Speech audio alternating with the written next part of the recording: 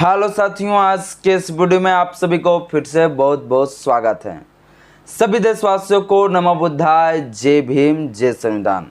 क्या साथियों सिर्फ आरक्षण एससी एसटी लोगों को ही प्राप्त है या ब्राह्मणों को भी आरक्षण प्राप्त है?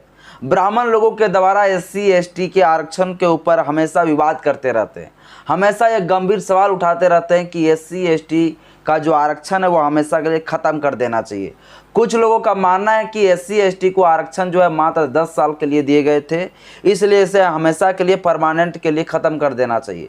तो कुछ ब्राह्मण लोगों का ये भी कहना है कि ये जो आरक्षण है ये आरक्षण तो होनी चाहिए, पर वो आरक्षण होना चाहिए आर्थिक आधार पर, उसकी जो आय है उनके आधार पर आरक्षण होनी चाहिए। तो क्या ऐसे में जो ब्राह्मण लोग जो ये आरक्षण का विरोध कर रहे हैं, क्या उन ब्राह्मण लोगों को आरक्षण प्राप्त नहीं है? आज की इस वीडियो में क्लियर आपको बताऊंगा और किन किन जगहों पर जो है इन ब्राह्मणों लोगों को कितना % कब्जा है, ये टू जेड आपको बताने का प्रयास करूंगा। बस मेरा छोटा सा अपील है, इस वीडियो को शुरू से लेकर अंत तक जरूर देखें। वीडियो अच्छा लगे तो लाइक करें, चैनल में पहली बार आए तो चैनल को सब्सक्राइब कर लीजिए, बेल आइकन पर प्रेस करें ताकि जब मैं वीडियो अपलोड करूँ आपके पास तो नोटिफिकेशन मिलता रहे। और साथियों मेरा अपील आपसे ये भी है कि इस वीडियो को अधिक से अधिक लोगों के पास शेयर करें, जिनके दिमाग में, जिसके खोपड़ी में ये जातिवाद का जो कीड़ा है और आरक्षण का विरोध करने वाला जो मानसिक बीमारी है वो दूर हो जाए। तो चलिए आपको बताते हैं किन किन जगहों पर कितने ब्राह्मण लोगों का जो है कब्जा है। सबसे पहले लोकसभा में सांसद की संख्या 80% जो है ब्राह्मण का ही कब्जा है। राज्यसभा में सांसद 96% ब्राह्मण का ही कब्जा है। राज्य के राज्यपाल में 50% ब्राह्मणों की कब्जा। कैबिनेट में सचिव 33% ब्राह्मणों की कब्जा। मंत्रियों की सचिव 54% ब्राह्मणों की कब्जा। अतिरिक्त सचिव 62% ब्राह्मणों की कब्जा। पर्सनल सचिव 70% ब्राह्मणों की कब्जा। यूनिवर्सिटी में 91% ब्राह्मणों की कब्जा। सर्वोच्च न्यायालय में जजों की संख्या 96% ब्राह्मणों की कब्जा। हाई कोर्ट में जजों की संख्या 80% ब्राह्मणों की संख्या। भारतीय राजदूत में 81% ब्राह्मणों की संख्या। बैंकों में 57% ब्राह्मणों की कब्जा। एयरलाइंस में 61% ब्राह्मणों की कब्जा। आईएएस में 72% ब्राह्मणों की कब्जा। आईपीएस में 61% ब्राह्मणों की कब्जा। टीवी कलाकारों में 83% ब्राह्मणों की कब्जा। मीडिया में 90% ब्राह्मणों की कब्जा। सरकारी नौकरियों में 72% ब्राह्मणों की कब्जा। क्रिकेट में 75% ब्राह्मणों की कब्जा। मंदिरों में 100% सिर्फ ब्राह्मणों का ही कब्जा है। तो साथियों हमने जिस प्रकार से सर्वे रिपोर्ट को आपके बीच में रखा, इससे आप क्या अनुमान लगा सकते हैं? आप इससे यही अनुमान लगा सकते हैं कि हर जगहों पर जो है सिर्फ ब्राह्मणों का ही कब्जा है। फिर भी इन ब्राह्मण लोगों के द्वारा जो एससी एसटी के आरक्षण को लेकर हमेशा विवाद करते रहते हैं, हमेशा एक सवाल उठाते रहते हैं। तो इन ब्राह्मण लोगों को शर्म आनी चाहिए कि हर विभागों पर, हर जगहों पर सिर्फ 95% सिर्फ ब्राह्मण लोगों का ही कब्जा है। फिर भी ये लोग जो है एससी एसटी के आरक्षण को लेकर हमेशा विवाद करते रहते हैं। साथियों आज की इस वीडियो में आपको बताऊंगा कि आरक्षण आखिर होता कितना प्रकार का है और इन ब्राह्मण लोगों को किस प्रकार के आरक्षण प्राप्त है।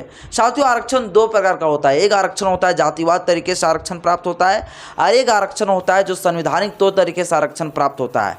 आरक्षण जो जातिवाद तरीके से प्राप्त है उन ब्राह्मण लोगों को प्राप्त है और जो संवैधानिक तौर तरीके से जो आरक्षण प्राप्त है वो हमारे एससी एसटी लोगों को आरक्षण प्राप्त है। तो सबसे पहले समझते हैं कि ये जातिवादी प्रकार का जो आरक्षण है ये क्या होता है। मान लीजिए साथियों इंटरनेशनल लेवल का एक मैच होने वाला है।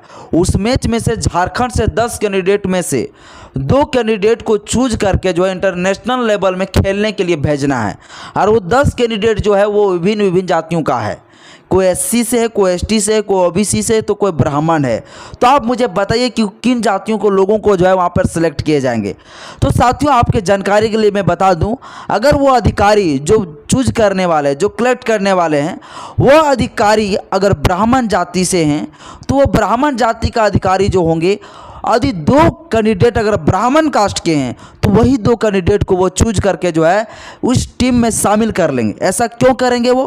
क्योंकि उन लोगों को लगता है कि भारत के संविधान के तहत इन एससी एसटी लोगों को आरक्षण प्राप्त है और इनके द्वारा ये लोग बहुत जगहों पर जाते जा रहे हैं और इस तौर तरीके से जो ये लोग जो है षड्यंत्र तरीके से जो है जो एससी एसटी ओबीसी लोग अच्छे परफॉर्मेंस दिखाते हैं उन्हें पीछे छोड़कर जो है जिसका अच्छे परफॉर्मेंस नहीं रहता है उन ब्राह्मण लोगों को जो है सेलेक्ट कर लिए जाते हैं।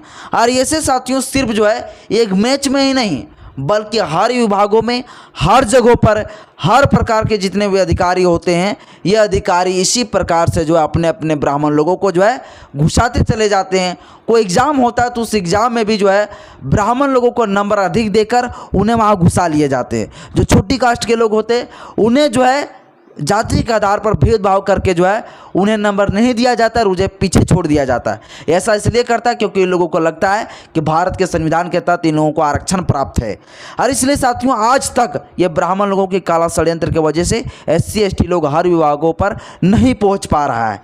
यही काला सच है साथियों, यही जो है षड्यंत्र है। और फिर भी इन ब्राह्मण लोगों के द्वारा कहे जाते हैं कि हमें आरक्षण प्राप्त नहीं। तो ये क्या है? ये भी तो आरक्षण है, पर यह आरक्षण है साथियों जातिवाद तरीके से आरक्षण। अब हम आपको बताएंगे कि संवैधानिक तरीके से आरक्षण कैसे प्राप्त है।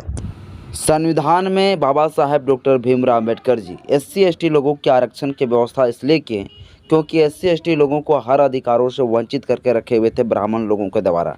इसलिए बाबा साहेब डॉक्टर भीमराव अम्बेडकर जी जो लोग ऊपर उठ गए थे उन लोगों को बराबरी में लाने के लिए, समानता लाने के लिए बाबा साहब अम्बेडकर ने रिजर्वेशन जैसी व्यवस्था किया ताकि ये लोग भी जो है बराबरी में आ सके जो काफ़ी पीछे रह चुके हैं। इसलिए बाबा साहब अम्बेडकर ने रिजर्वेशन की व्यवस्था किया।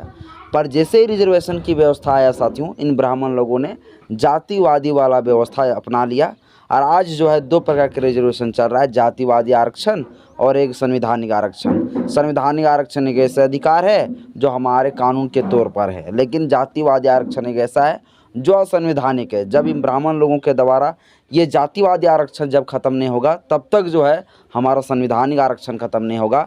ये ब्राह्मण लोगों के लिए खुला चैलेंज है। लोकसभा में सांसद की संख्या 80% जो है ब्राह्मण का ही कब्जा है। राज्यसभा में सांसद 96% ब्राह्मण का ही कब्जा है। राज्य के राज्यपाल में 50% ब्राह्मणों की कब्जा। कैबिनेट में सचिव 33% ब्राह्मणों की कब्जा। मंत्रियों की सचिव 54% ब्राह्मणों की कब्जा। अतिरिक्त सचिव 62% ब्राह्मणों की कब्जा। पर्सनल सचिव 70% ब्राह्मणों की कब्जा। यूनिवर्सिटी में 91% ब्राह्मणों की कब्जा। सर्वोच्च न्यायालय में जजों की संख्या 96% ब्राह्मणों की कब्जा। हाई कोर्ट में जजों की संख्या 80% ब्राह्मणों की संख्या। भारतीय राजदूत में 81% ब्राह्मणों की संख्या। बैंकों में 57% ब्राह्मणों की कब्जा। एयरलाइंस में 61% ब्राह्मणों की कब्जा। IAS में 72% ब्राह्मणों की कब्जा। IPS में 61% ब्राह्मणों की कब्जा। TV कलाकारों में 83% ब्राह्मणों की कब्जा। मीडिया में 90% ब्राह्मणों की कब्जा। सरकारी नौकरियों में 72% ब्राह्मणों की कब्जा। क्रिकेट में 75% ब्राह्मणों की कब्जा। मंदिरों में 100% सिर्फ ब्राह्मणों का ही कब्जा है।